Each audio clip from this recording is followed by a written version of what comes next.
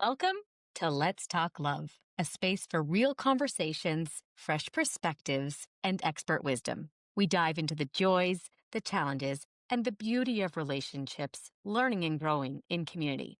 Join us as we expand our relational literacy, becoming better at love together. This week, Robin sits down with Dr. Stan Tatkin, clinician, researcher, and founder of the PACT Institute. If you've ever wondered why love sometimes isn't enough to make a relationship work, this conversation is for you. Dr. Stan shares what it really takes to build a secure, functioning relationship, one that feels safe, collaborative, and deeply connected. You'll learn how to move through conflict, how to repair when things go wrong, and how designing your relationship on purpose can change everything. Dr. Stan Tatkin. Rob, I'm so excited to have you back on Let's Talk Love. I am excited to be back with you, and I love talking about love. So I'm going to hold up your book, In Each Other's Care. Yeah. I've read your other two books, and this is your most recent. Yes. And it's about conflicts. It's a guide to the most common relationship conflicts and how to work through them. And it's a great resource, Stan. I'm glad. I wrote that in a pinch during COVID. This was fun to write and very motivated by what was going on. I'm still on that track. And through my research, I'm very, very strong on this idea of design and understanding how nature works against us in relationship. So let's start there, Stan, because I think that what you're so good at is reminding us we are human beings having relationship issues, but so much of the issues we're having is because we're just human, right? Just being human primates is a problem just in and of itself, and always It's has a been problem. throughout our time on the planet. Yes. And so can we talk about that? The name of your book is Yes. called In Each Other's Care. One of the tenets that you teach in your book is the fact that we have to remember that we are here in a partnership to take care of each other just as much as we want to look at how we are taking care of ourselves as well as taking care of the other person that we're in relationship with. And I know that sounds just like, well, of course, Robin, but we forget that on a regular basis, right? Especially when we're in conflict. It turns into a war zone rather than like you're actually helping people really step back, take a pause, and really remember what this relationship is built for.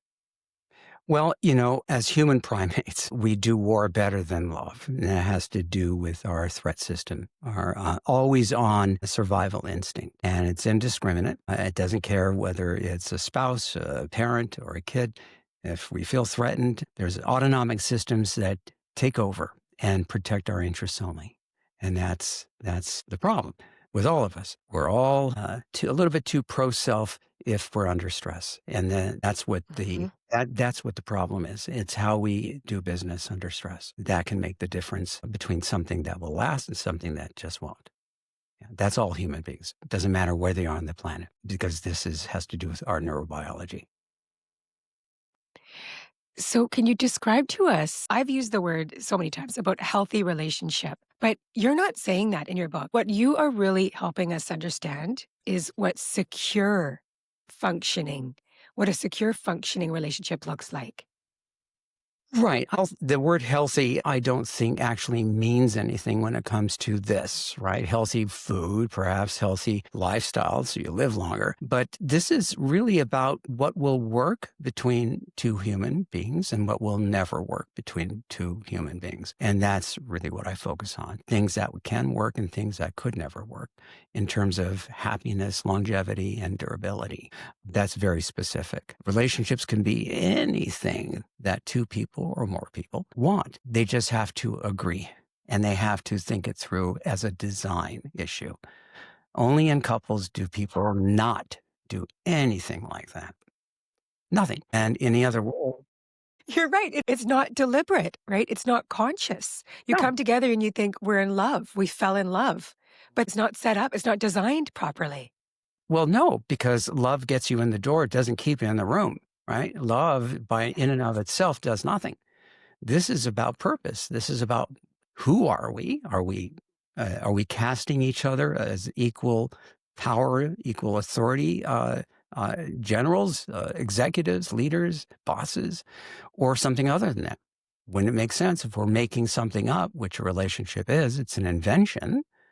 If you and I are making something up from scratch, doesn't it start first with who are we going to be? Are we going to, are we driver and passenger? What? Then who or what do we serve? Do we serve the relationship? Do we serve children, ourselves, our parents, our career? That matters. Can be anything we want, but if we don't agree, it can't work. That's the only thing. You want polyamory. I want monogamy. We have a right to have that. We just can't be together because it won't work. So that's the true meaning of compatibility. Are we on the same page with why we're doing this? What's the point? Where are we going? And who are we? If we're not, there's going to be trouble with any union of equals in a voluntary situation where it should be terms and conditions, deal or no deal. But love is not the factor. Love is not enough. In fact, feelings should not be driving this system and purpose that we agree on. You and I decide what is good, what is best, what is right. Just you and me. Not a therapist, not Oprah, not our parents, nobody. Can be anything we want, but it has to be deliberate, has to be stated. It cannot be implied because that is where we get in trouble.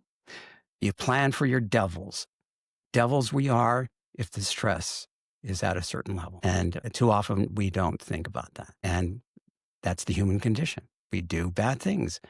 We're opportunistic. If we can get away with it, we'll do it. We're selfish and self-centered. It's very hard to think of us as a team. I have to consider myself and you at the same time if we're to get along, right? It has to be fair and just. You have to work together collaboratively and cooperatively. And if we can't, everything and everyone suffers, right?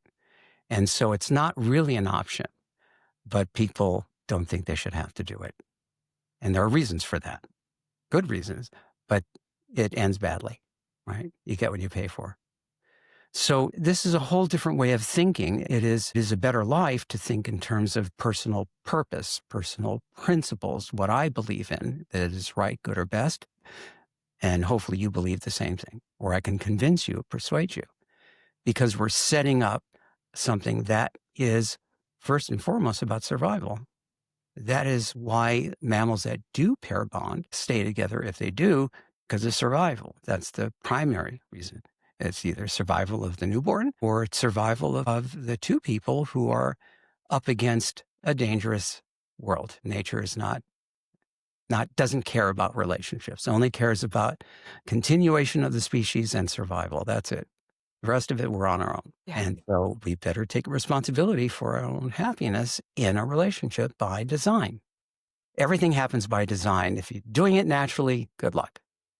All of those conflicts that you've got in your book, it's like actually most of the time, it's not about the dishes. It's not about, yes, there is an issue right here, but the setup isn't done properly to begin with, right? To even handle a conflict. There's two things that will tank a voluntary adult primary attachment system, and that is lack of design or no design, and then it's the Wild West.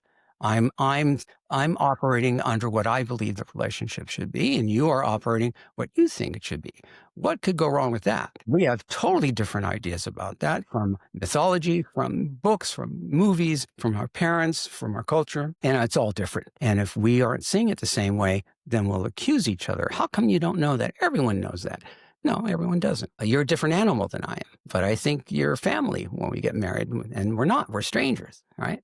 And so this is a very common sense thing. You would never start a band or join a dance troupe or be in the Olympics without knowing that you're part of a team, if that is what you're doing, and that you serve the goal. The purpose is to do the best we can, and what's the vision? We win. Anything that disrupts that common goal and purpose will be a problem, right? Because that person isn't on board with it.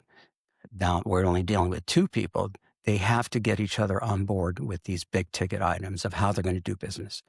So in my research, we found that it's never the topic. The topic is a stressor.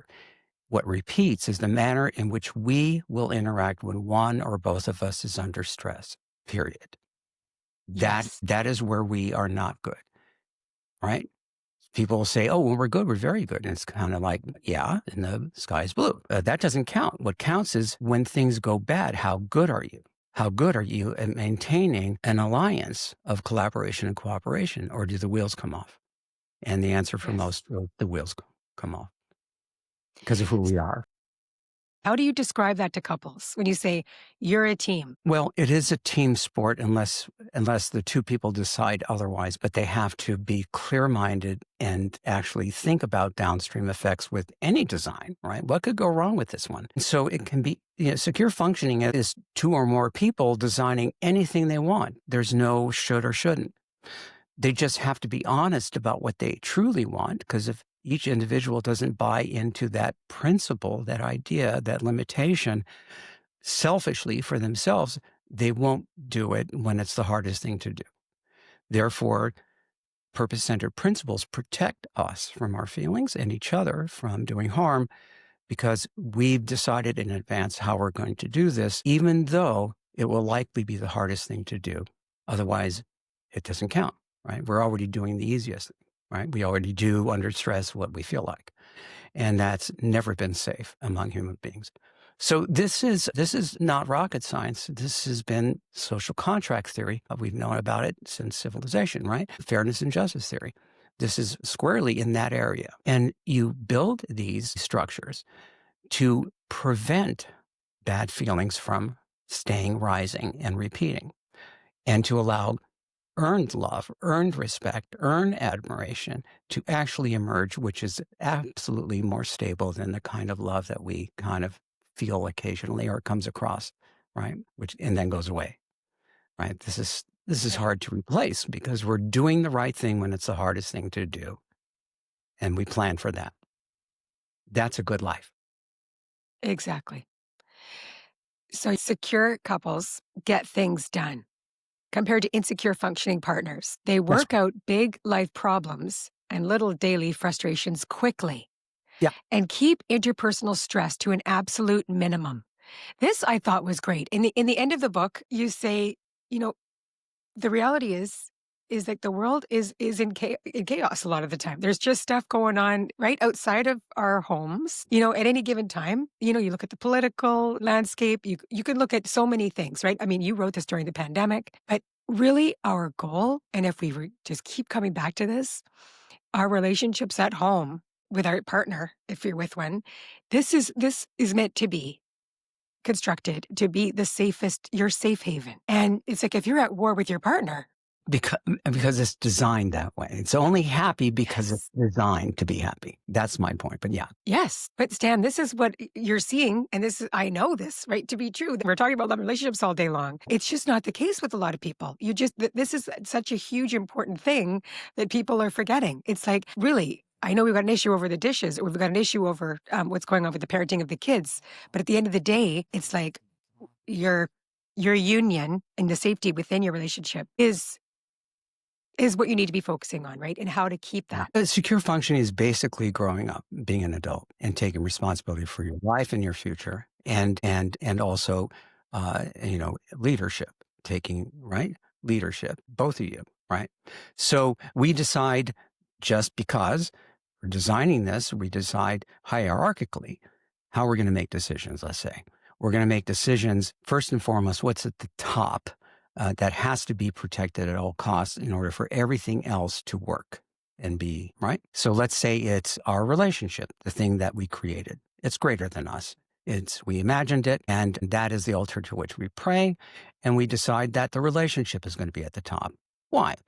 Because we decide we're in charge of everyone and everything, and everyone and everything is affected by if we're unhappy, if we don't get along, right? Kids primarily. Happy parents, happy kids. We know this. And so our health will deteriorate under interpersonal stress. It's a killer, right? That kind of, chronic interpersonal stress ticks away your life, and you'll die sooner and you'll be sicker, right? No better than if you were just alone. So this is predicated on deciding what is going to be the most important thing. And then everything below that has to agree. If we are going to share power and authority and responsibility, that doesn't mean we don't delegate. That means that the buck stops with both of us because we're running everyone and everything. And that's a responsibility. So we have a duty to maintain the relationship first like putting your oxygen masks on, because your children are not going to get hypoxic as quickly as you. If you're dead, they're dead. So you got to take care of that union, right? And one of the ways we guarantee happiness is by deciding that that outcomes have to be win-win, that neither of us Right. can lose in a gambit, or there will be trouble, right? If I win at your cost, there's no way I won't pay for that. Impossible. How do you help couples understand the win-win, Stan, with a conflict, for example? If we decide to do this, we're confined to work things out together collaboratively until we get to a moment or place where we're both good for now, because conditions change, right? And that's the best we can do. But it is doable, always doable. If you're confined to that idea, it has to be good for you and me, or we're not done yet, because we can't move unless we want to look backwards and litigate what was unfair. And that's what people are doing all the time. They're accruing too much memory of threat, unfairness, injustice, and insensitivity without any repair. And that accrues in our survival area, our threat area, and it becomes bigger and bigger to where we start to biologically react to each other as a threatening character. That's where it goes. And so if you don't want that, fix things right away with each other, repair things right Yes. away. And if it repeats, put something in place together that prevents either of you from doing that stupid thing again. That's how it should be, must be. And so if you and I are confined to good for me, good for you, that means we're going to have to be clever. We're going to have to find ways to make things right, because chances of wanting the same thing at the same time are slim to nil. So how have we done that? Bargaining, negotiating, making it good for the other person at this juncture, right? Otherwise, we're going to look back again and again for things that we are resentful for because nobody cleaned it up. You're carrying your resentments, you're carrying your unfairness, all bitterness, all of that into like the next conflict, which is so common. The way I think of this, Dan, is you're not keeping your relationship clean. That's what I say to my partner. If they want to keep our relationship clean, so that it's like, we're good, like he'll ask me, are you good? Are we good? Is there stuff, is there anything? And I'm like, and I think I really appreciate that he's asking me that question, That's because I'm like, is there that, anything that's bothering me about us? Or like, no, I'm good, that's smart because if one of you isn't, neither of you are going to be good. Right. It's impossible. It's impossible for you not to affect each other in real time. Anything you do will affect the other person, which will affect you, good or bad. That's the way it actually is. Whether you like that or not, it is that way. You can't decouple those two things unless you break up. And even then, it takes a while to realize that that person is no longer your primary. It can take up to a year.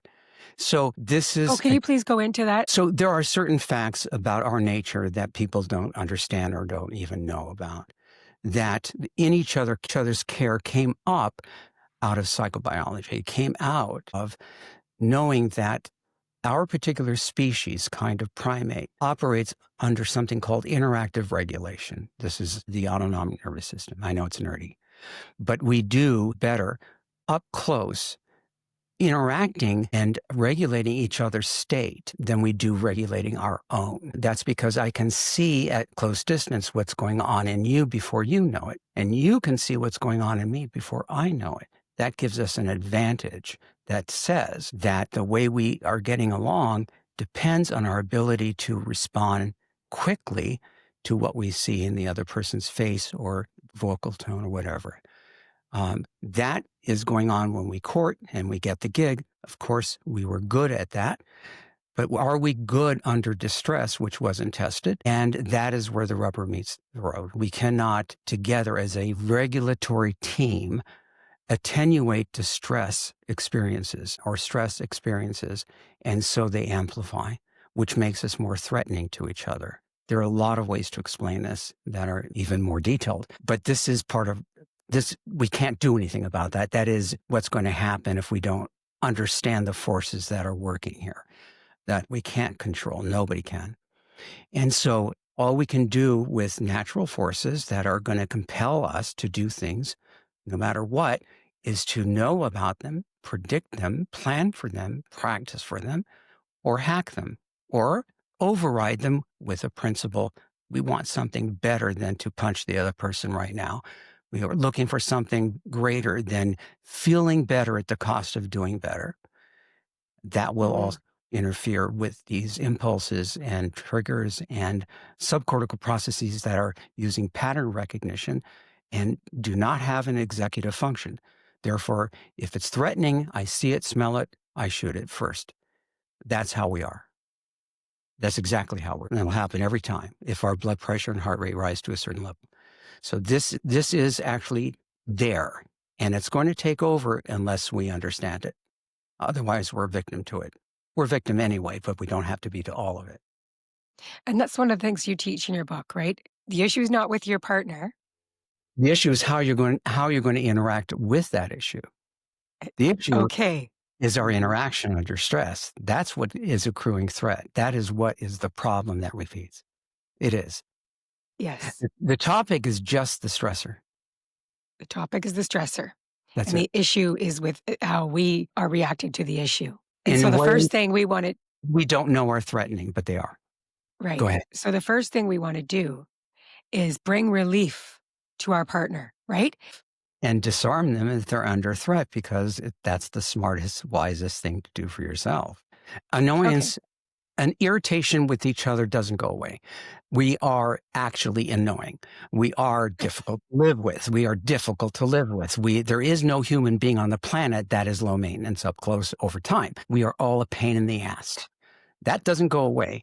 What we're taking out of the equation is anything that either of us experience or react to as threat. And that is small t threat. That is like rolling my eyes at you. That's threat. Talking in a way that's dismissive. That's threat. Blowing you off. That's threat. Walking out of the room in the middle of a conversation. Threat. These are more than just annoying. They actually tap into our survival instinct and are read as deeply unfriendly and threatening. And most people do not understand this. They blame the other person for the reaction. But if we're in each other's care and I'm your handler, I'm at fault if you react badly to what I say or do. I should have known better. I should have known the animal I am with. And so we do screwy things out in the world because we always think it's the other person. That's our go-to. I'm unhappy and I don't know why. Oh yeah, I just remembered it's you. Other things we do, we focus on our differences, and that's our xenophobia, right? You're too familiar to ignore, too different to live with. That's from Yuval Harari's book, Sapien, and it's true. And so what is the higher level of social emotional intelligence and moral function? It is to always look to where we do agree and where we are the same. Anybody who's a consensus maker knows that. Or the average human being doesn't do that and doesn't care to do it. And so that's where we fight, because by nature, we tend to be selfish and self-centered and pro-self only. That is our nature. Unless we feel good, and then we'll be pro-relationship. So Stan, how do you guide people to start with relief rather than the issue? Well, I think that's a great one. If you feel hurt by me, what does the average person do? Well, I don't think you should feel that way, or I didn't do that, or you're wrong, or I disagree, or I did that because you did this, or I wouldn't have done that had you not done this. You misunderstand. That wasn't my intention. I never want to hurt you. Oh, these are all things that are vaporware, if not more aggravating and more threatening to a person who's looking for relief from acknowledgement that you hurt me, you misunderstood me, right? Otherwise, we hold on to it, everyone. And so if I want to do business with you, I don't have an audience until I fall on my sword and say, you know what, I don't remember saying that, but it sounds like me. And I'm so sorry. That was wrong. I shouldn't have done it. Full stop. Nothing else. That's a discipline. And that's not what we usually want to do. We want to say more than that. That is putting the relationship ahead of being right, which if you want to hold on to your relationships, that's the only way to do it. Otherwise, you're going to lose them. Okay? That's why we invented amends, apologies in the first place, to not go to war, not get sued, not have our children leave the house, right? And it's rarely used properly. This is a discipline. It's asking us to adult, like in the highest way. Because really, like, are you acting like a teenager when you're like, I didn't do that, and you did that? And like, so many of the fights that you show in your book, you just hear how people fight, and it's just same old, but so much of it is just a right back at you. It's just a defense, and that is not going to solve anything. Right. Well, it can only go in one direction. It's a dead end, and it ends badly. So, but that we don't care when we're in the throes, because what actually happens is that I do something that you experience as threatening. I don't know I do it, and then you respond defensively in a way that I find threatening, and then we're in a loop. And this will repeat, and people will probably familiar with this. You kind of can't get out of that once you're in it. It seems impossible. It's going to play out. There are ways to do it, but you'd have to know and prepare and practice, like going live for a performance. It's exactly like that. Because once you go live, you're going to be automatic. And when you're automatic, you're going to be pro self only. And that's going to get you into trouble with another person. So these are simple things once you understand them. They're just hard to do because of our nature. Can you talk to us about how people make this mistake so often is they are treating their partner as family? Yeah. We mistake partnership for family. Family has no formalities of proper behavior because it's an asymmetric relationship, right? The kids are never in power by definition, right? The gods are, the giants are, starting from when you're a baby, right? Those rules of interaction start in infancy. And having studied babies, you can see it right there. It all begins there. And so it's not, again, not rocket science, it's adaptation. What happens is that we're memory animals. Most of the time we're operating by memory, cheap memory, procedural memory.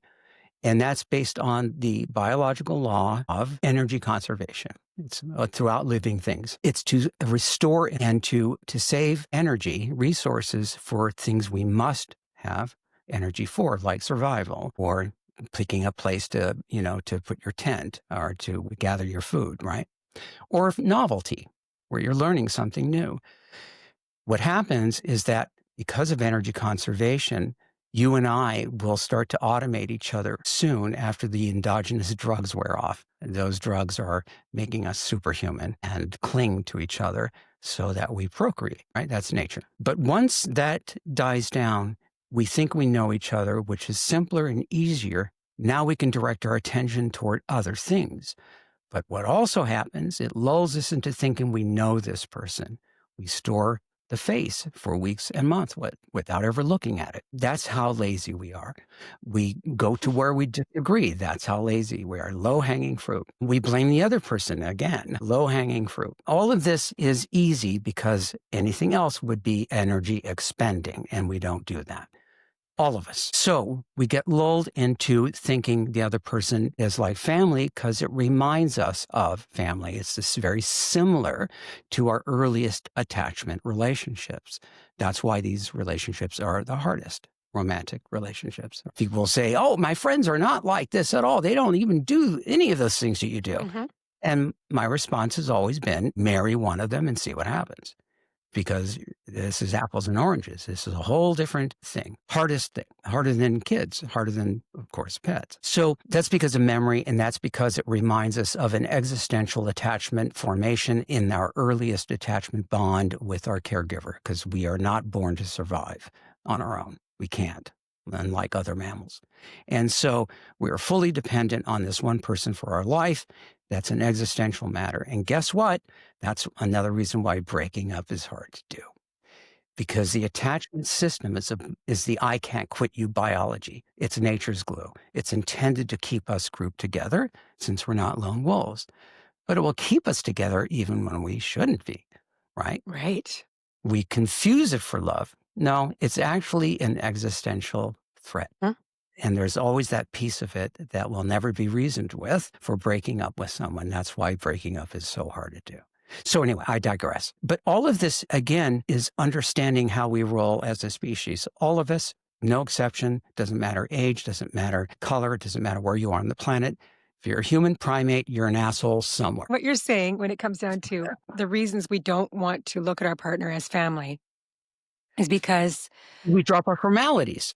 We drop our I formalities. no longer need to court you. I got the gig, so I can turn my attention elsewhere. I don't have to pay attention. I don't have to be present. I don't have to accord you the normal formalities I would have if I just met you and I wanted to get the gig. No, I just walk in instead of saying, do you have any time? Is it okay if I interrupt you? I just walk in. I call you from another room. I do all sorts of things because I think I can. And of course, you do too, but it's grating and it's rude. And it's not becoming of strangers always getting to know each other, because the idea of we're family is absolutely false. Our children are blood relatives, partners, unless they're marrying your sister. You're not. You're strangers. And if you keep that in mind, then you look for the novelty in the familiar. You do what an adult would do. Instead of chasing novelty, dopamine, you find it where you are and appreciate the complexity of that relationship, the growing complexity, and you remain curious. And I you love are that. able to be present and attentive during certain times of each day, which, by the way, is for you because today we're hardly here with our phones, with our screens, with our busyness, with the amount of information that we're thrown at us.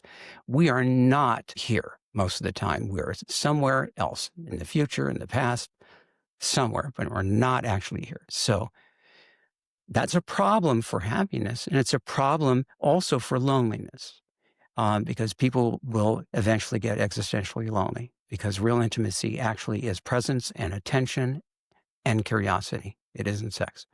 I can tell you that that's a fact in terms of even the neuroendocrine system.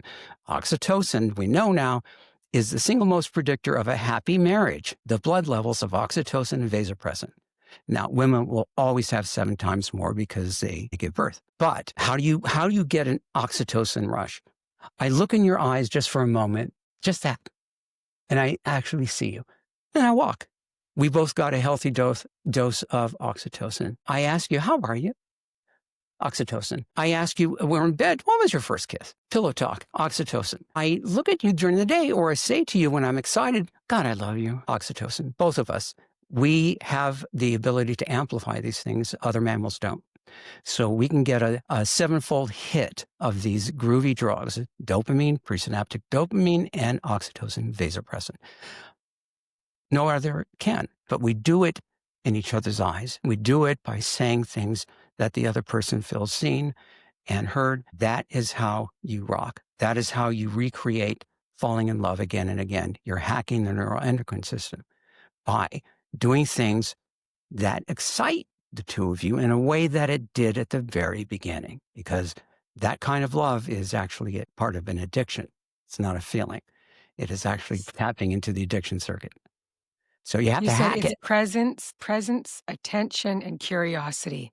Yes. Yeah, I know. These are the very, very important missing ingredients in a lot of long-term relationships. Yes. Because nature's directing you not to do any of those things. None of them. You're going to fall asleep every day. You're going to be automatic. You're going to go through life go through a day with critical thinking, maybe 10% of the time. The rest of it, you're an automaton. You're being directed by subcortical processes that already know how to do things. Therefore, you're not really here. And there is no excitement. You'll chase it, but it won't be where you actually are, where you live, and the person who's going to save your life perhaps someday. And this is just the nature and of our brain. It is what it is. Know it or suffer. That's what I'm trying to get across. Know it or pay the price, like everybody will. I would prefer knowledge as power, that we know how these things work and we cannot debate them. They're not debatable. They will win every time unless we know how to work with those natural things that are pushing us to be indifferent, pushing us to not pay attention, pushing us to look elsewhere, pushing us to protect ourselves when we're actually, this is our ally that we're attacking. Because once the systems take over, they're in charge. And they're in charge most of the time anyway. We don't realize it. When you've got clients in your office and you're working with them one-on-one, and they're coming in with their laundry list of things that are going on, in their relationship. Where do you start? It's just with all of this. It's just like you're sitting down with somebody and saying, okay, tell me, like, what is the vision, the purpose of your relationship? Where do you actually invite people to start that are not in the best place with their relationship? It's a great question. This is why I have people read my book now, or I've now drawn up with our Toronto group, study group, just a single page. This is how I do therapy. This is how I do this work, because buyer beware. So this is not the typical therapy. We're not depending on why you do things while you're burning the house down. This is more like the real world. It's what you're doing that cannot continue because it won't work. It'll cause the relationship, the union, to crash and burn. That's very different. And so this is more tactical in the real world working, even though the science behind this is always there, and the developmental research and developmental theory is always there on the front end. This is really about setting up shop properly, understanding that your person is going to be annoying. That disappointment happens, but it's in our heads. It doesn't really exist outside, right? And that you're going to have to approach this as you would a serious business or a serious team. That is first is safety and security. And then you adorn the relationship with things you never would be able to do, because two people are always better than one, but only if they work together. Otherwise, they're worse. Right? It is what Yep. it is. So you said the very first thing, yep, is like, okay, our first plan of action is setting this up for safety and security. Is the safety and security of our bond, is that solid? And then we could talk about, like you said, the adornments, all the extras to make it, more beautiful and pretty. And I understand what you're saying, Stan. The lack of safety and security will tank any joy or any love or anything Yep. good because it's threat. So that has to be locked down. It doesn't have to be locked down alone. You can do other things at the same time, but that has to be locked down by both people by design. We're keeping each other from doing anything that would harm the union. We're protecting the union at all costs. That includes both of us. Can you give us an example of where you're seeing like couples come in and they're like, okay, they don't have safety and security locked down? And is that the case for a lot of people? I would say that's pretty much everybody, because who's Yeah. doing this? Who is doing this, actually? So this is why I like prevention. This is really all prevention. It's not about looking back and litigating the past. That you'll never get out of. There's no way to settle that. You're just going to fight again and repeat. So all you can do with the past is bring it forward, like you would in a hospital where I work. You do postmortems. In postmortems, you're figuring out how to not kill the patient next time. You're not pointing out who did it, right? It's a problem you're solving, not a person. So partners are solving problems, not each other. That's war. They're coming up with decisions as a third thing, but they're working out to both of their wants and need, period. It has to be that way or there's trouble, period. That's with all people. And so you have to understand the rules of human nature or pay the price. It's not because I say this. Do it and find out for yourself, or don't do it and find out. So is taking seriously that we live in a dangerous world. There are no social contracts between you and the world that will keep you safe, that will keep your secrets, that will put you first, that will have your back. No, that's temporary, depending on where the wind blows. The only people that you can count on are people that you make these social contracts with. They have the same things to gain as you and the same things to lose. They're equal stakeholders in the same thing. So that's why we stick to those agreements, right? Because nobody else would ever do that. That's your safety and security, because we're lulled into thinking that we're safe. We are never safe, ever, ever. That's part of our denial system. Energy conservation, again, necessary for us to get through our day. Otherwise, we'd never get out of our room. If we realize that anything can happen now, as it does. We don't know if our partner is going to be alive in the next 2 hours. And things happen to people. It's in the news all the time. But yet, we never think about that. And we take them for granted, and then we regret. That's because of energy conservation. It's always there. And it's always lulling us to sleep. And that's a good thing and a dangerous thing, right? And so this is really taking seriously that that being experts on each other and having each other's backs is not a luxury. It isn't. If you think it's a Yeah. luxury, you're in some fantasy, and you're going to be hurt for sure. Like you said, this is like you're setting up a partnership. You have to have shared principles of governance, Yes. SPGs. Otherwise, we'll fight. So we govern each other.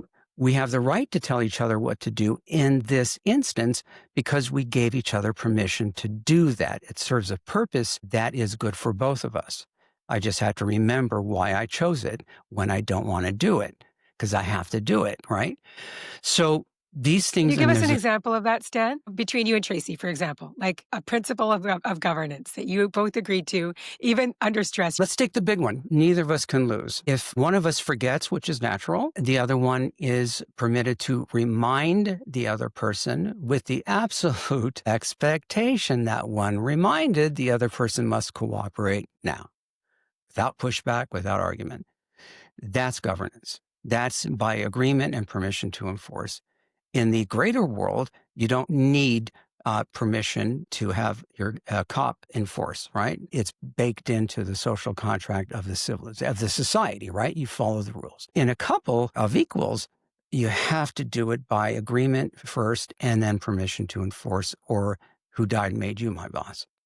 That's how it works in an equal, symmetrical adult relationship, right? And so that takes preparation. That takes thinking ahead. So consider this for your audience. This was developed during a couples retreat as a way to give them something to do on an outing. Think pepper as the word pepper, but it's the P, predict what could go wrong before you go into that situation. Plan on what you're going to do to protect each other from fighting based on what you have done. Right? All you have to do is plan and what you're going to do and not do. How are you going to manage that? Prepare just before you go into that situation so you don't forget. And then revise the plan or repair with the other person as necessary.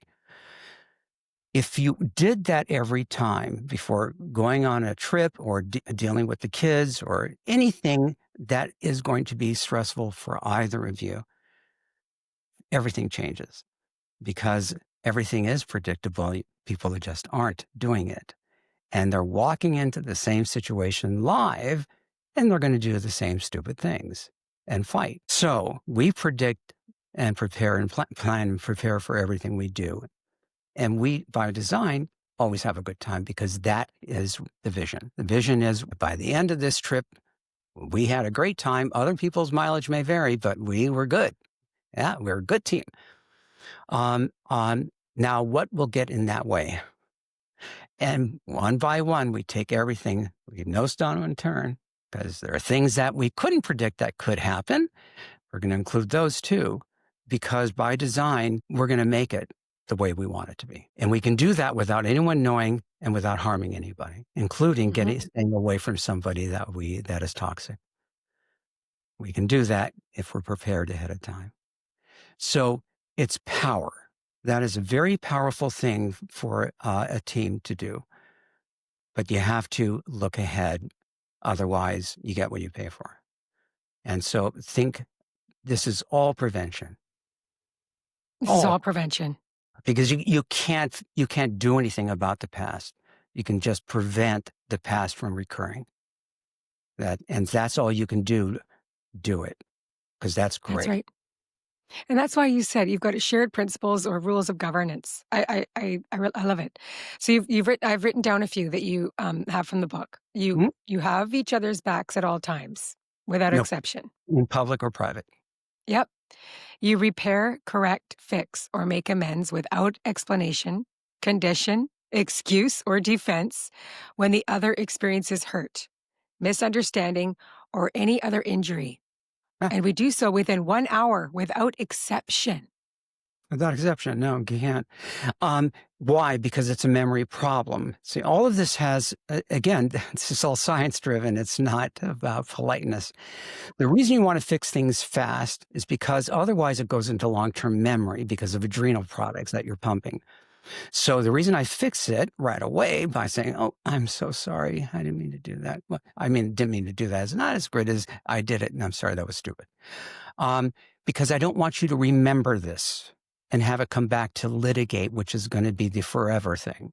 And so if you want something to go into long-term memory, hurt somebody, do nothing, good luck. You let things go when they're good, right? You want to remember those things, but we're biased. We have a negativity bias in the brain for survival. That's why the brain isn't Disneyland. That's why being alone will drive us crazy, because our brain is filled with danger and filled with thoughts that have to do with anxiety. Therefore, life is outside. And so this is about just understanding that your mind is fooling you, misleading you most of the time. It's doing its job. It's just not necessary to do that job in that moment.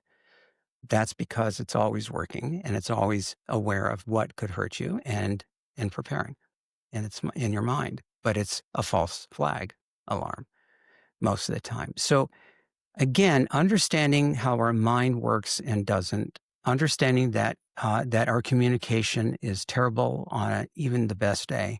We're terrible at it. We think we are good, and we're not. We think memory is accurate, is unreliable completely and totally. There, we have the memory of about 15 minutes, and that's it. After that, it's anything goes. And so if you're fighting about something last night, don't, because you're going to argue about memory and you're both wrong. Our perception is like a funhouse mirror. It's changing every time our state changes. What we smell, taste, hear, feel, see. You think you're seeing this, but your state of mind and memory is changing what you perceive accordingly. Therefore, you cannot say that my perception is absolutely correct. However, if you perceive I harmed you, I did, and I do not dispute it because I cannot talk you out of your perception. If I even tried, I become less friendly because it shows I don't care. So what do we? Right. That is such a good point, Stan. It's like it doesn't matter, right? If I perceive that you hurt me, then your You job won't. is to be like, I'm sorry. I did. Okay, well, I'm very sorry that okay. You'll have to win by You want to just that's what you need to attend to right away. again, very hard to do because what do we I want know. to? Well, you hurt me or I didn't do that. So, this is where I said we're assholes. We're simply protecting our interests. And that's what we're going to do every time if we're under threat. So we have to be smarter than the average primate. We have to know this is the only thing that will work if you want to keep your relationship. If you're out in the real world, it doesn't matter. You don't want to get sued, but you're not interested in keeping that relationship. But if you are, you better follow these rules. Otherwise, watch out.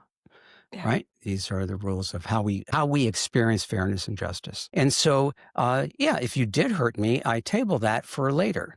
I don't combine that because otherwise there would be no relief and there will be no calming that down. It just won't happen.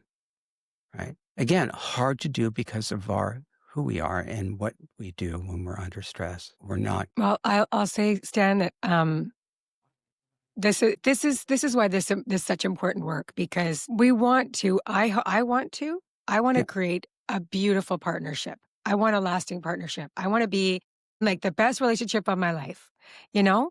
And that takes a lot of work. It takes a lot of conscious and like you say over and over again in the book, it's like these are not the easiest things to do. This is the harder path to take, but the rewards are huge. They're huge. They're They're worth it. better than we normally do, which is nothing. And that's why it's like only so good or just not good because you get what you pay for.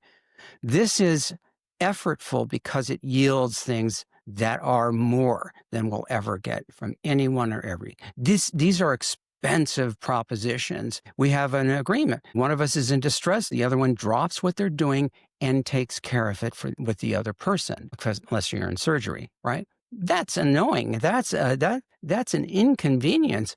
But boy, is it a great service when it's you that's in distress. So it goes in both directions. It's effortful, but the rewards we believe are worth the effort. And so we get more, always. All you have to do is design it. All you have to do is invent it. All you have to do is believe that this is the best or right or good thing. There's a process for that. And then establish that it's enforceable. It will happen. Yeah. It Well, will. Stan, the proof's in the pudding, right? I mean, Yeah. um, you and Tracy have a very deliberate, very conscious. Yeah. You're practicing what you preach. Yes. And would you say that you've got a beautiful, strong relationship because of it? I wouldn't want to be anywhere in the world without her, not because I'm codependent, but because we've been to some terrible places. But as long as we are together, it's always good because home is our relationship wherever we go. We Yeah. built it that way and continue to shape it that way because we're human, right? We do stupid things and say stupid things and act in ways that At just home is your relationship. hits each other off. We've eliminated needs for fighting because we systematically came up with policies that would settle that ahead of time or just after making the mistake. And so that's doable as a team. But you got to do it. Otherwise, again, it is what it is. And like you said, Stan, you have to practice. So we're not going to get good at anything in life unless we practice. And it's not easy, right? It's like I remember when I was learning to play the piano. I mean, come on, right? It's just like exhausting. But you're like, you have to practice to get better. And it's the same thing with that love. You think it's just going to fall in your lap. That's not how good relationships are formed or created. It's a lot of work and a lot of practice. Just a warning for people. Just because you're overriding an impulse and a reflex with a principle you bought into doesn't mean that reflex or impulse goes away. It doesn't. For instance, we have everything's out in the open, no locked phones, nothing. She can go into my phone whenever she wants, my wallet, and she does. I can go into her wallet, her purse, whatever, in her phone anytime I want, not because we're suspicious, but because we can. That's how we want to play it. Otherwise, it's too much work. So when she goes into my wallet or my phone, there's a part of me that, startles and goes, wait, that's not right. That's mine. It's overridden immediately with, but I want that. I chose that. That was my choice. So again, this is not about dismissing the fact that these are things that we naturally will bristle at. We don't have to like it, but you've already decided it's best.